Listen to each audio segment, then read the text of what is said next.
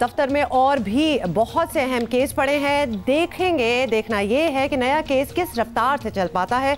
आसिफ अली जरदारी, बिलावल भुट्टो जरदारी, फरियाल तालपुर, वजीर आला सिंध मुराद अली शाह और दीगर के खिलाफ तहकीकात होंगी, जिसके बाद फैसला किया जाएगा कि कितने रेफरेंसेस एहतसाब अदालतों में दायर करने हैं और इनकी क्या नौयत होगी।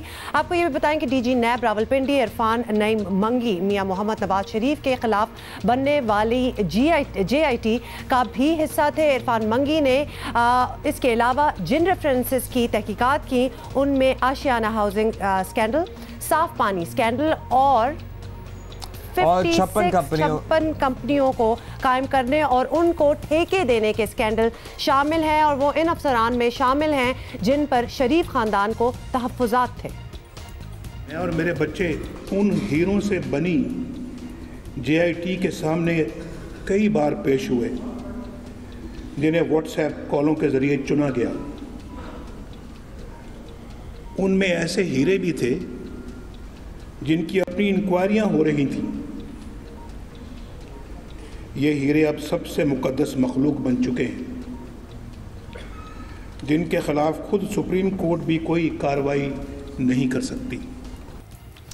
इरफान मंगी शरीफ खानदान के खिलाफ तहकीकात से पहले ही मुतनाज़ थे। 15 जून 2017 को गैर कानूनी तकर्रुर केस में नैब ने इन्हें शो कॉज नोटिस जारी किया था।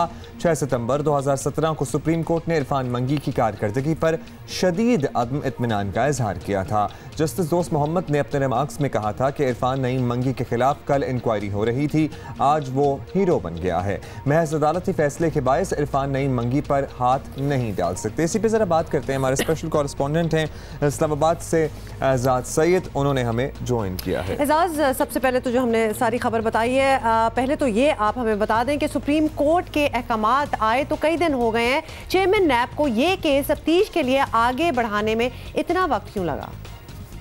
देखिए, चेयरमैन नैब जो हैं उन्हें तैनात किया गया था साबिक मुस्लिम लीग नून के दौर के आखिर में, और इनकी जो तैनाती थी अमली तौर पर पाकिस्तान पीपल्स पार्टी और ख़ुद आसिफ अली जरदारी की अप्रूवल के बाद हुई थी। तो अब ये केस ख़ुद साबिक सदर आसिफ अली जरदारी, उनकी बहन फरियाल तालपुर और उनके करीबी साथियों के बारे में है। तो यहाँ पर ये केस डिले हो जाना या इसके ऊपर फैसला ताख़ीर से आना, इसकी वजूहात बज़ाहिर नज़र आ रही हैं कि एक कॉन्फ्लिक्ट ऑफ इंटरेस्ट है chairman NAB justice retired Javed Iqbal का ख़ुद इस केस के जो मुल्ज़मान हैं उनके साथ, क्योंकि ज़ाहिर है उन्होंने उनको तैनात करने में अहम किरदार अदा किया था।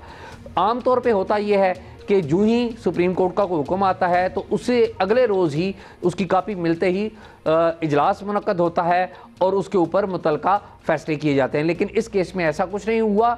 डिले की क्या वजह है ये नैब नहीं बता रहा और नैब के जो हुकाम है वो बता नहीं रहे, लेकिन डिले का जो बैकग्राउंड है ये मैंने आपको बता दिया है। क्योंकि ये हुई थी साबिक सदर आसिफ अली जरदारी की टैसिट अप्रूवल से, तो इसलिए इनका कॉन्फ्लिक्ट ऑफ इंटरेस्ट जो है वो अच्छा, एजाज, इरफान मंगी पैनामा पेपर्स की तफ्तीश करने वाली JIT का भी हिस्सा थे और उस ज़माने में इनके नाम से जुड़े कुछ एतराज़ात भी सामने आए थे, तो क्या वो मामला अब ख़त्म हो चुका है?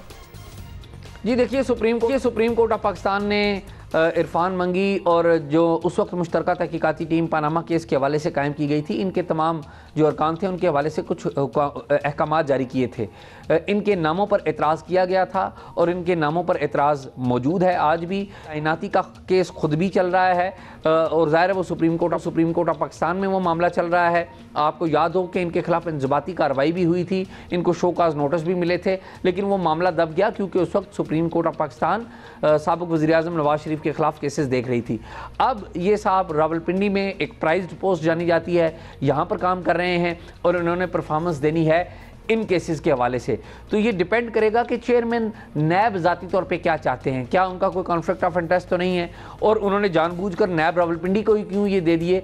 तो इनकी ज़ात के ऊपर तो सवालात हैं और वो सवालात ख़त्म नहीं हुए, लेकिन अब ज़ाहिर है इनके ऊपर ये मामलात आ गए हैं। शायद अपोजिशन या पाकिस्तान पीपल्स पार्टी इनकी ज़ात के ऊपर सवाल उठाए, लेकिन ज़ाहिर है अब उनके पास तहकीकात हैं। फैसला तो तहकीकात देने वालों ने करना था कि वो इनको केसेस देते या ना देते, लेकिन अब इनके पास वो केसेस आ गए हैं, अब मामला आगे बढ़ेगा। बहुत शुक्रिया आपका एजाज सैयद, हमारे साथ मौजूद थे और इस्लामाबाद से हमें अपडेट कर रहे थे।